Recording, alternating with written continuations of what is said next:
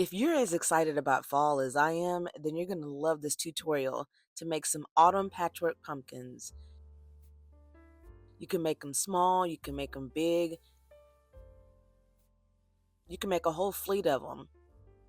But grab your sewing gear and let's get into it. So first off, you're going to need some fabric. Of course, around here, if you've been around here for any amount of time, I love to use scrap fabrics. I'm going to be using these pieces that have a fall palette. You could also make a patchwork panel as long as the panel is large enough to go over your pattern.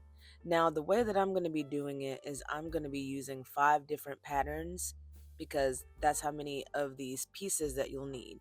You'll need 5 pieces of your pattern once you get it drawn out and drafted and all that. But you can use either the same fabric or you can use alternating ones, but I'm going to be using 5 different types of panels for my pumpkin.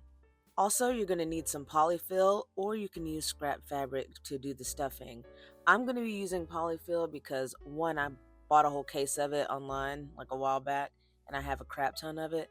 And two, I just like the way that they feel with the polyfill, but feel free to use scrap fabric if that's what you've got.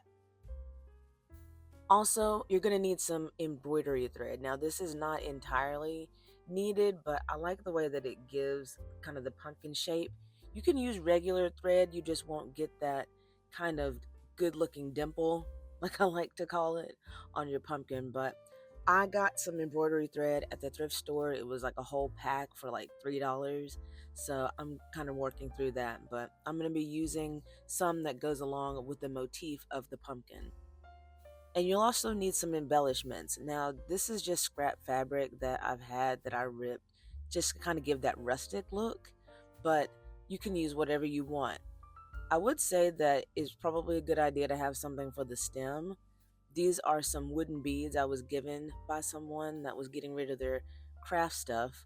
So I use that for my stem, but you can use an actual like piece of wood from your yard if you've got that available. But yeah, you want to use something for the stem. I'm using some twine that I had left over from when I used to do rag garlands. And I have this little like felt leaf too that I thought would give it a little touch of color. So something else I got at the thrift store. You know, I like to use upcycled reclaimed materials. So yeah, that's just going to give it a little pop. Now, another helpful tool that I actually discovered recently was a long embroidery needle. Now, I got these off of Amazon. If you do want to look into getting a set, I will have a link down below if you want to check that out. Oh, yeah, I have links for things now, so yay! But this set came with different sizes, so I'm going to be using the super long one whenever I do the little sides with the embroidery thread. It'll make sense in a minute, but yeah, it comes in real handy to go all the way through the big pumpkins, and I'll show you exactly how I do it. So now we're going to draft our pattern for our pumpkin. Now you can make this any size that you want. I prefer the large ones personally, but if you wanted to make a bunch of small ones, you would just scale down your pattern. First off, you're just going to take a normal sheet of paper. This is just some copy paper that I got out of the printer, and you're going to fold it in half both ways.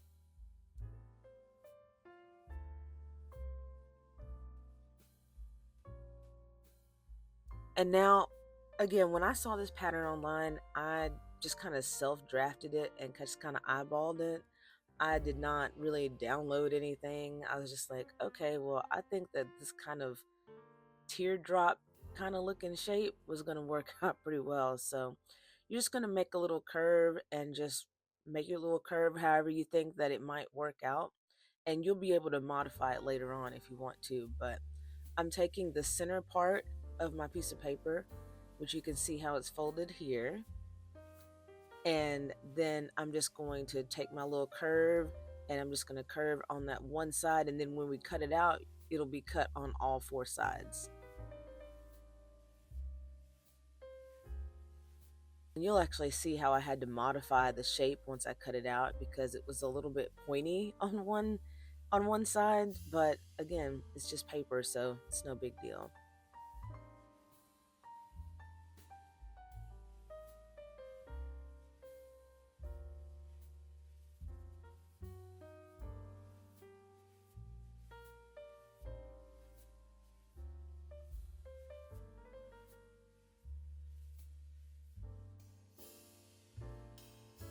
So I just cut that off a little bit more with my scissors.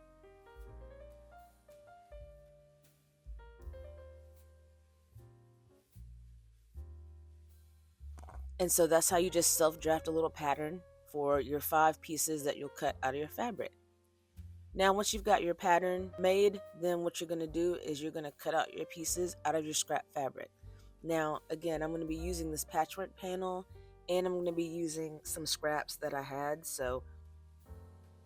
But once you're ready to cut all of your fabrics, the way that I like to do it is I like to stack them all together and just cut them all at the same time because it's just easier, less steps instead of doing them one at a time. But hey, you do you, whatever you want to do. But yeah, I just stacked all my fabrics together and decided to cut them all at once. I usually put the biggest piece on the bottom and then layer the smaller ones on top. Just makes sense in my brain. But since I already had one piece of the red cut out, I just went ahead and did the 4. You can use scissors or scissors. You can use scissors or a rotary cutter, and then I put a little weight in the middle just to hold the pattern down. But I actually tried to use my rotary cutter, and I decided to use the scissors because it was just going to be a lot easier. I need to change my blade. I know, I'm notorious for not changing my blade enough. I'm sorry. I'm sorry. Come on with the quilt, please. Y'all can come get me. It's fine. Now, those pieces that you cut off, don't throw those away because we're going to be using those for embellishments when we get towards the end. So just put those to the side for now. See, that's perfect for the embellishments. But now you're going to have your 5 pieces and you're going to lay them out in whatever order that you want to sew them. But yeah, this was kind of how I wanted to do mine. Looking back, I probably shouldn't have used that red one, but we're just going to roll with it because it's already there. And I think that's a fall color. But you're going to take your first 2 pieces and put them right sides together. I'm using my clips because the clips are the best, and I will also put a link for the clips if you would like to get those and have you a set that I've used for a long time. Now, what you're going to do is you're going to sew on this curve on the long side. You're going to sew on the long side of this curve right here. And I'm going to be using a 1/4 inch seam allowance to do that. Now, another pro tip that I would say is whenever I made this pumpkin, I'm not sure why I did it this way, but the other pumpkin I did before, I actually sewed 2 pieces together, then sewed three pieces together, and then put those together at the end. But for some reason, I decided to just add these one by one, and it did not turn out exactly how I wanted, but it still worked. So once I got those first 2 together, I went ahead and got my 3rd one that was in the line, and I started to sew it. I gave a little bit of overlap where everything kind of combines at the ends, and then did a 1/4 inch seam allowance down that curve as well.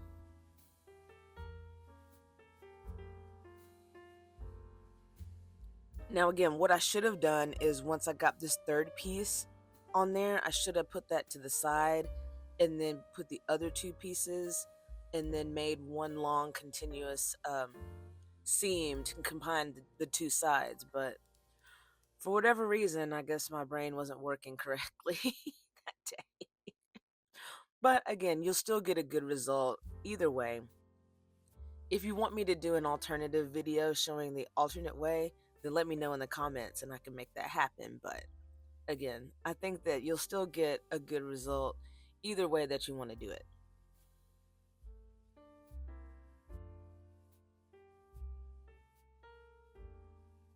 Now take your time when you're sewing on a curve, because if you try to pull or stretch too much, then your stitches may not hold as well as if you're sewing with the grain of the fabric. But just continue adding your panels just like this. And then once we get to the end, you're going to want to make sure to leave a hole so that you can stuff the polyfill or scrap fabric into the hole.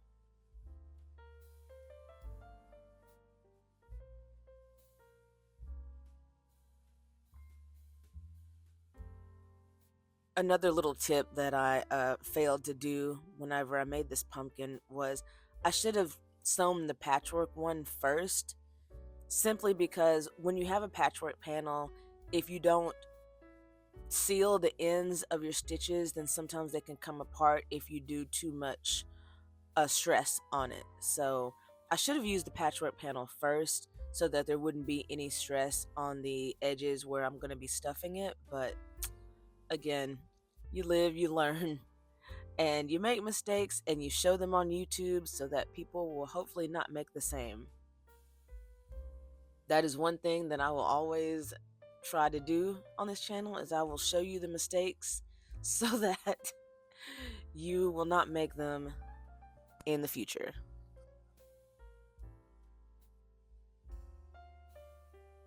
But here, when I get to the last panel, I'm looking at it and I'm like, okay, I need to make sure to leave an opening so that I can stuff the pumpkin.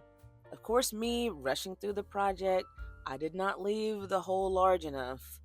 I guess I could have done it, but I mean, the hole was only like 2 inches, and I like to have a little bit more than that.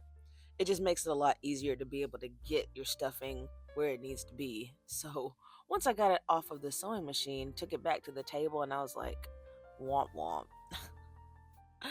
I don't know why I didn't leave that large enough, but I did have to get the seam ripper out, and I did make that hole a little bit larger just so that it was easier.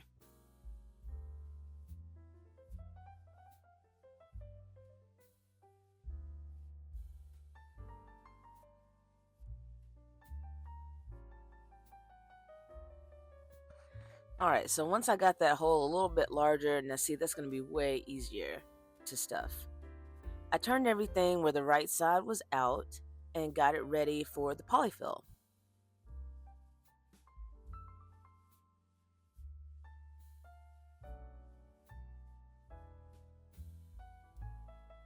Once you get it right side out, you're going to go ahead and get your polyfill or whatever you're going to stuff your pumpkin with.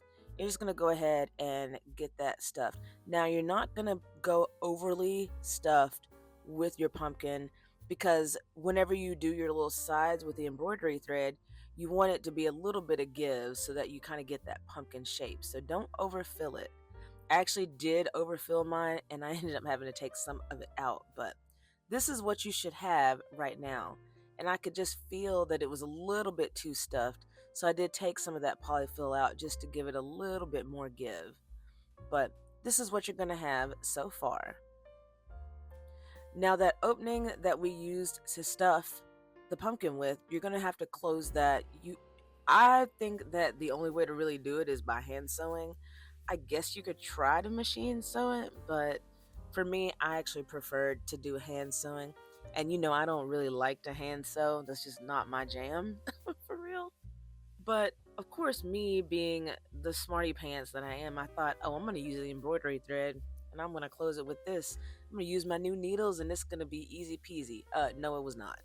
It was not a good idea. So I started sewing with the embroidery needle and then I said, bump that, and I cut it off. And I just got a normal needle and thread and decided to close it up like that. You do whatever your preferred way is. The regular thread just worked out a lot better. If you want to do like an invisible stitch, I just did a normal running stitch because I'm just not that particular on a lot of different things. But you do whatever preferred stitch that you would like to do on closing that hole. Just make sure that you do get the whole length of it closed up so that nothing comes out of the inside. Then I kind of give it just a little squishy squish to get it into a shape that I like it. And again, don't worry if it doesn't look exactly how you want it to look. It will get there. Just trust me. Once you get that hole closed, we're going to go ahead and get our little sides so that we can get our pumpkin shape going. Now, the way that I measure how much embroidery thread that I need is I just start at the top of the pumpkin, go around to the bottom, and kind of do that about 5 or 6 times just to make sure that I've got enough thread to go through it. Once I got that measured, I used the longest embroidery needle that I have out of that pack that I got. I believe it's 7 inches long. And this is not entirely necessary. You can use a normal needle, but you may have a little bit of a problem getting it all the way through the pumpkin if you make like a giant one. If you make the small ones, it's not a big deal because I did those without the embroidery needles. But what I did with this was I triple tied the knot on the end of the embroidery thread, and I went through the bottom of the pumpkin. And as you can see, with that needle being so long, it literally just goes right through, like with ease. I did not have to fiddle with it or have to find it or anything like that. But it just goes through so easy, and I'm really glad that I spent the $7 to get those needles. So I really do highly recommend that. But again, if you want to use a normal one, what you may have to do is use some pliers to find where to get it through the other end of the pumpkin. That's the only thing that might be a little bit of an issue, but it can still happen. Once I got the first side of the embroidery thread done, I went ahead and went across the pumpkin to the second one. And you can kind of see where I'm giving it a little bit of a oomph and giving it that pumpkin shape. So once you have your embroidery thread across your pumpkin, you're going to pull it through so that you get a little bit of a oomph there. And that's going to really, really bring your pumpkin to life. And then you're just going to continue all the way around the pumpkin, and you're just going to give it a little bit of pull. You're going to come across, and it's not going to be tight at first until you thread it through the middle of the pumpkin. I hope that this makes sense, how I'm describing it through words, but if not, I hope that the video comes across as you can see what I'm doing, because I feel like I'm not explaining it that well verbally, but hopefully you understand the video. If not, please let me know in the comments and I will do my best to clarify what I'm doing. But I just continue doing this all the way around the pumpkin, pulling it tight and giving it a little oomph every time that I go around. And like I said, that needle was such a game changer for me. I guess I think I'm doing a whole fleet of pumpkins this year. I got the tools, might as well, right? But yeah, you just go all the way around the pumpkin and just kind of give it that little shape there.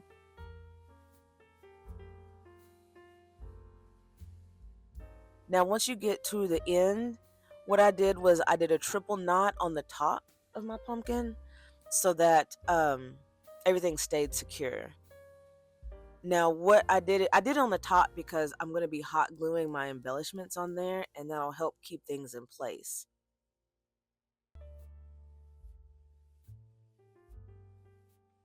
Now, this is what your pumpkin should be looking like right now. And I mean, we're pretty much done. I mean, you can leave it like that if you really want to.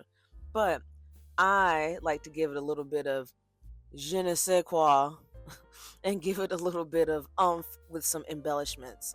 So I got all those scrap fabrics that we cut off earlier, and I started ripping some and cutting some just to give it that kind of rustic pumpkin look, because that's what I was going for. But yeah, you can just cut little pieces or big pieces, whatever your heart desires. You can go ahead and do that.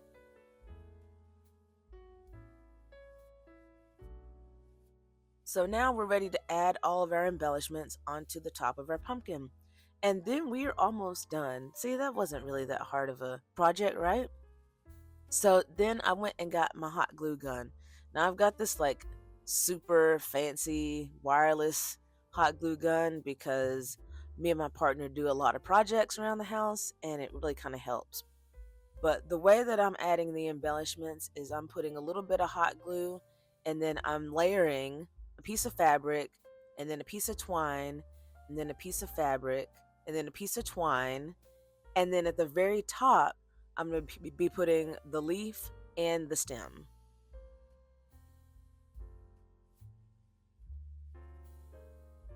And also be careful here that you don't burn yourself because hot glue is no joke.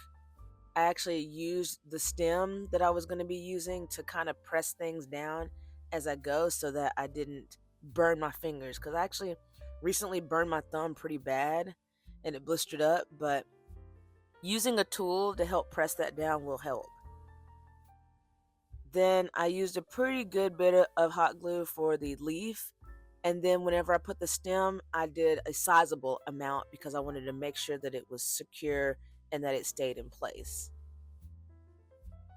Once I got the stem on there, I noticed that it looked like the hot glue was going to show, so I added an extra piece of twine around it just so that it would kind of have a finished look. I had like one more piece and I was like, okay, cool. I'm just going to take this, I'm going to wrap it around, I'm going to tie it in a little knot, and then I'm just going to press it down. I actually used the pen earlier that I used to make the pattern. I used that to press it down because the hot glue was still it was still hot and I didn't want to burn myself.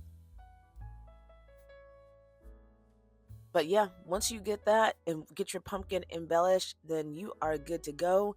And you have a handcrafted piece of autumn decor that you can set on your mantle. You can set it in the window. You can set it wherever that you want because your hands made that. I love how these little rustic pumpkins turn out. Let me know if you have any questions in the comments. I hope that this will get you into that fall spirit, get you your pumpkin spice latte going. You can tell that I'm a fall girly. I do appreciate you watching this tutorial. If you have any questions, let me know, and I will see you later. Bye.